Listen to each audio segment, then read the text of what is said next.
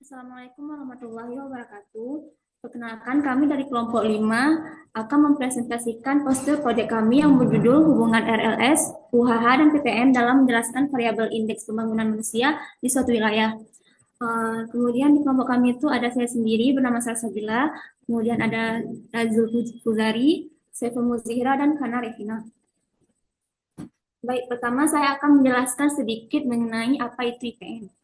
IPM atau Indeks Pembangunan Manusia itu adalah indikator penting yang digunakan untuk melihat kualitas hidup masyarakat di suatu wilayah, khususnya dari tiga dimensi utama yaitu pendidikan, kesehatan, dan ekonomi.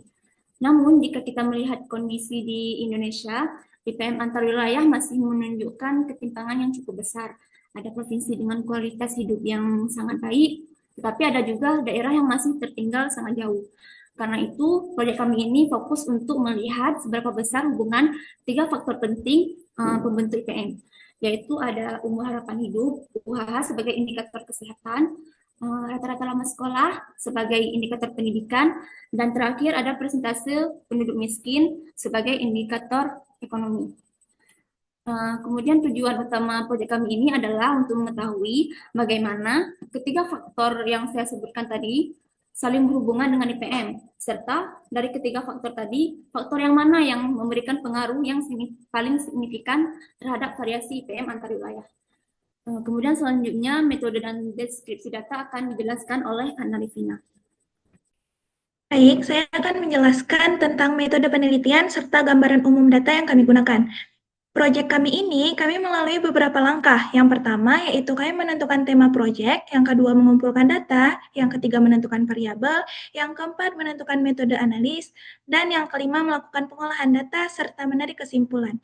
Untuk sumber data, kami mengambil data seluruh kabupaten atau kota di Indonesia, yang dikelompokkan menggunakan teknik cluster random sampling, yang di mana provinsi kami jadikan sebagai klaster pengambilan sampel. Adapun variabel yang kami gunakan adalah yang pertama IPM sebagai variabel terikat, kemudian ada UHH, RLS, dan PPM sebagai variabel bebas. Selanjutnya, berdasarkan statistik deskriptif dapat terlihat bahwa rata-rata dari IPM ada sekitar 68,09. Kemudian ada rata-rata dari UHH sekitar 68,59 tahun. Kemudian rata-rata dari RLS adalah 8,29 tahun. Dan yang terakhir, rata-rata dari PPM ada sekitar 15,96%. Adapun nilai minimum dan maksimum dari masing-masing variabel menunjukkan adanya perbedaan cukup besar antar wilayah. Misalnya, nilai indeks pembangunan manusia paling rendah berada di angka 48, sementara yang tertinggi mendekati 86, yang artinya tingkat pembangunan manusia antar wilayah di Indonesia memang masih sangat bervariasi. Selanjutnya, saya serahkan kepada Saiful.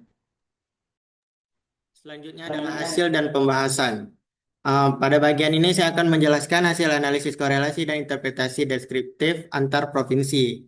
Pertama, dari hasil perhitungan korelasi persen, kami mendapatkan bahwa RLS dan IPM memiliki korelasi positif yang paling kuat, yaitu 0,82.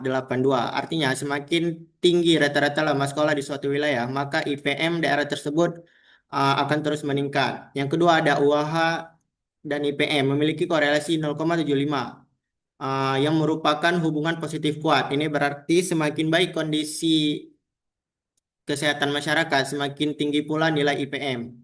Yang ketiga ada PPM dan IPM memiliki hubungan korelasi minus 0,74, yaitu hubungan negatif yang kuat. Ini menunjukkan bahwa semakin tinggi tingkat kemiskinan, maka IPM semakin rendah.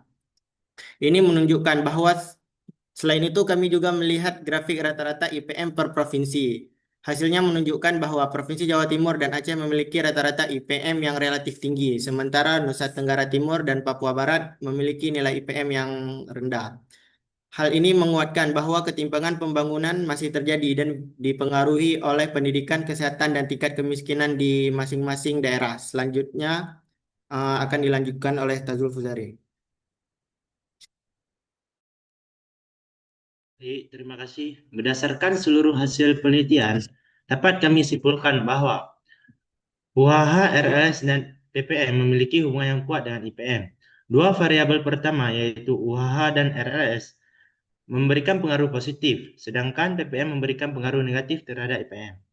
RLS adalah faktor yang paling kuat hubungan positifnya, sehingga pendidikan menjadi kunci utama dalam meningkatkan kualitas pembangunan manusia.